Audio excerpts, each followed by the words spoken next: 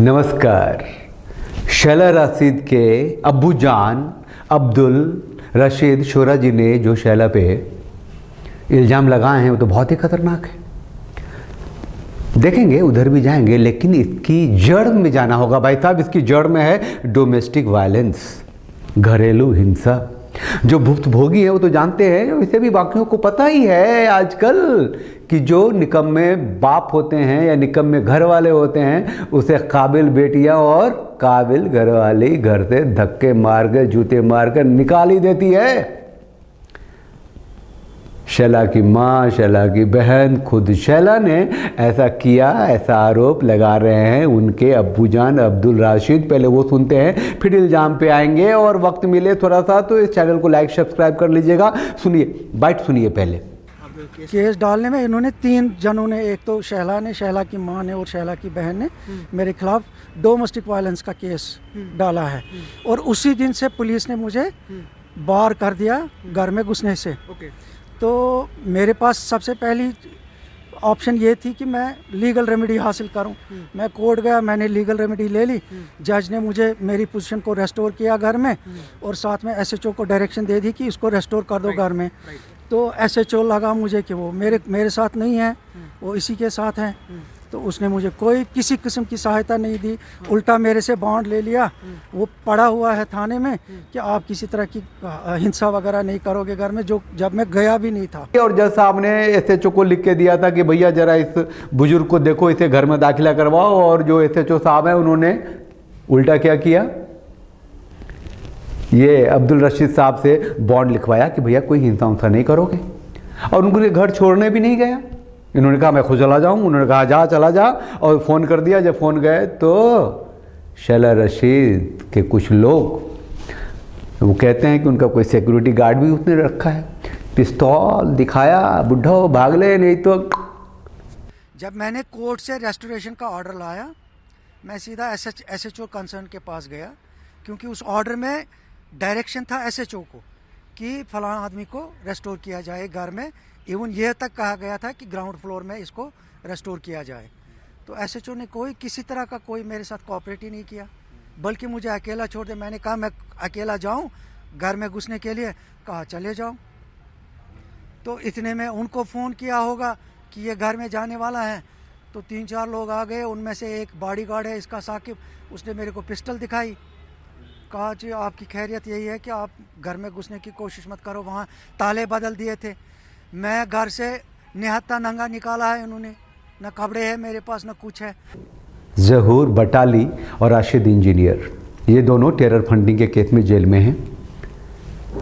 ये अबू जान शैला के कह रहे हैं कि इन्वेस्टिगेशन तो करो, पैसे कहाँ से आए, ये इतना ऐश कहाँ से कर रही थी, इसका माइंडसेट कैसे बदला था, ये देश की राजनीति छोड़ के कश्मीर क्यों आई। बात तो सही है कि जिनके साथी हो तो टेरर फंडिंग में जेल में है। पहले जून 2017 में मुझे एक अपने ही जाने पहचाने बंदे की तरफ से कॉल आ गई कि मुझे ये ज़हूर बटाली और रशीद इंजीनियर को मिलना है ज़हूर बटाली की रेजिडेंस पे। जब मैं वहाँ गया तो उन्होंने बेसिकली मुझे बताया कि हमने शाह फैसल और शैला को कश्मीर पॉलिटिक्स को आगे ले जाने के लिए एक फोरम दे दिया है। तो उस फोरम का तब तक नाम नहीं बताया इन्होंने। मैंने बहुत पूछ-पाछ की थी उनको कि किस फोरम में जाना चाहती है। तो उन्होंने कहा घुमा फिरा के एज इंडिपेंडेंट वो कंटेस्ट कर सकती है, किसी पार्टी में जाना चाहती हो तो पार्टी में से मैंने कहा पार्टी का नाम बताओ। उन्होंने रशीद इंजीनियर की जम्मू कश्मीर अवामी इत्तेहाद पार्टी का नाम ले लिया। बेसिकली जिन दिनों शाह फैसल अमेरिका में थे, ये फॉर्मेशन पार्टी की वहीं पे हो गई। वो छुट्टी पे गए थे एजुकेशन लीव पे। उसके बाद शैला भी 2 बार यूएस होके आई और इन्होंने ये पार्टी की फॉर्मेशन की थी वहीं पे। और यहाँ आके इन्होंने वर्गलाया लोगों को इधर उधर घुमा के। इनका असल एम है कि ये दूसरा वर्जन हुर्रियत कॉन्फ्रेंस का चलाना चाहते हैं।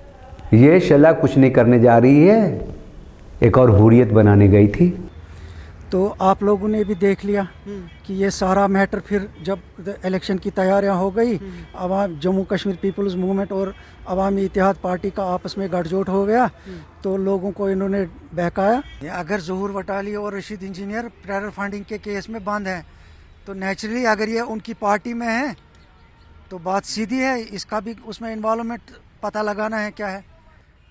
भले ही मैं एपॉलिटिकल आदमी हूँ, लेकिन मैं एक कश्मीरी हूँ ना, मेरे कंसर्न्स है। अगर हमारे बच्चे वहाँ ज़ाया हो रहे हैं, इसमें मेरे कंसर्न्स हो सकते हैं, भले ही मैं कोई पॉलिटिकल लीडर ना हूँ।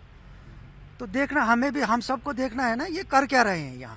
बात इतनी सी है भाई लोग कि ये जो शैला के पिताजी हैं, इन पे भरोसा करें या ना करें, सच्चाई तो निकल के बाहर आ गई है। अब ऐसा है कि डोमेस्टिक वायलेंस के केस में जब उन्हें धक्के देके घर से बाहर निकाला गया, हो सकता है तब उनके दिमाग में आई हो ये तो बहुत खतरनाक हो गई है, मेरे लिए नहीं पूरे देश के लिए। उससे पहले तक इन्हें लगा हो कि चलो बातें हैं, सलट जाएंगी। जब उनको खुद घर से धक्का देके निकाला गया, पिस्तौल की नोक से डराया गया, तो उनकी सिटी पिटी गुम हुई। फिर उन्होंने परत दर परत खोलने शुरू किए। इन्होंने मेरे खिलाफ, जब मैंने बहुत रेजिस्ट किया कि मैं शुरू से 2017 से इसको कह रहा हूँ कि तुम यहाँ से निकल जाओ, national politics, main stream politics में रहो, मुझे उसमें कोई एतराज़ नहीं है। देखो वहाँ CPI में ये थी, मुझे उसमें कोई एतराज़ नहीं है, क्योंकि वो एक नेशनलिस्टिक पार्टी है, लड़े नेशनलिस्टिक लेवल पे। और ये मतलब सबको पता है कि CPI बिल्कुल एक नेशनल मेन स्ट्रीम पार्टी है, उसमें किसी तरह का दाग न कोई दबा लगने वाला है इसका। लेकिन ये जानबूझ के जब यहाँ से हटी नहीं, तो मेरा भी रेजिस्टेंस चालू रहा। अंत में ये हुआ कि जब मेरी रेजिस्टेंस ज़्यादा बढ़ने लगी, तो इन्होंने मेरे ऊपर एक केस डाल दिया, जो कि एक फिक्टिशियस केस था। मेरे ऊपर डोमेस्टिक वायलेंस का केस डाल दिया, जो मैंने की नहीं थी। अब जबकि शैला रशीद के अब्बू जान की बात मीडिया में आ गई है, पुलिस तक पहुंच गई है, कानून तक बात चली गई है, बात डोमेस्टिक वायलेंस से लेके देश द्रोह तक पहुंच गया है, तो वो जो टेरर फंडिंग केस में जेल के अंदर, उनसे भी पूछताछ होगी, बात सामने आएगी। और शैला को भी आना पड़ा है और उसने ट्वीट किया है, वो मैं जरा आपको पढ़ के सुना देता हूँ। उसने लिखा है कि as you mourn the death of a close family member, it is extremely sad my father, Mr. Abdul Rashid Shora, has chosen this time to level absolutely disgusting, baseless allegations against me, my mother and my sister. Although this is a family matter, I am compelled to respond. Nutshell में मैं ये कहना चाहता हूँ कि ये activities जो इसकी रही है इस पीरियड में, वो ठीक तरह के लोगों से नहीं रही। मैंने इसको बहुत मनाया, मैंने इसको कहा कि इस पॉलिटिक्स से बाहर आ जाओ, यहाँ कुछ नहीं, क्योंकि आपको भी पता है हमने इतने सारे जवान खो दिए हैं इसी गलतफहमी में कि उनको आज़ादी दिलाएंगे, वो करेंगे, ये करेंगे, तो हुआ कुछ नहीं। भैया बात कंपेलिंग की नहीं है, बात रिस्पॉन्ड की नहीं है, बात घरेलू हिंसा की नहीं है, बात देश को तोड़ने की है, देश के खिलाफ काम करने की है। और लोगों की नज़रें तो खुलनी चाहिए। देखिए, फंडिंग का मैंने इस तरह बताया है कि ये जो दो लोग हैं जो जम्मू कश्मीर पीपल्स मूवमेंट के साथ जुड़े हुए हैं, रशीद इंजीनियर और फिरोज़ वटाली, मैंने उसका रेफरेंस इस तरह दे दिया है कि वो दोनों जिन्होंने ये पार्टी की फॉर्मेशन की है, फिरोज़ पीरज़ादा बाहर है जिन्होंने पार्टी की कमान संभाली है, वो दो अगर नेशनल NIA की कस्टडी में है, किस चार्जेस के अंडर वो कस्टडी में है। मैंने यही कहा है इन्वेस्टिगेटिंग एजेंसीज़ को, क्योंकि मेरी बेटी भी उसी ऑर्गेनाइजेशन से जुड़ी हुई है, इसकी जांच की जाए। मैंने क्या गलत कहा है? उनके पिता तो यहाँ तक कह रहे थे ये गुपकार गैंग हैं, वहाँ भी अपने रिप्रेजेंटेटिव ये भेजते रहे हैं शैला जी।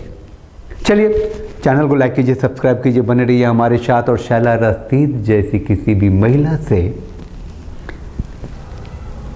बचे रहिए, चाहे वो पॉलिटिक्स में हो, चाहे घर में हो, चाहे पिता को डंडे मारे, जूते मारे, धक्के मारे, मारने की धमकी दे, समाज के लिए ये उचित नहीं है। कुछ फेमिनिस्ट आएंगे, वुमेन एम्पावरमेंट की बात भी करेंगे, लेकिन कुछ दीदी स्पिक्स जैसी महिलाएं भी हैं जो इसका मुंह तोड़ जवाब भी देंगी। तो आज के लिए बस इतना ही। जय हिंद।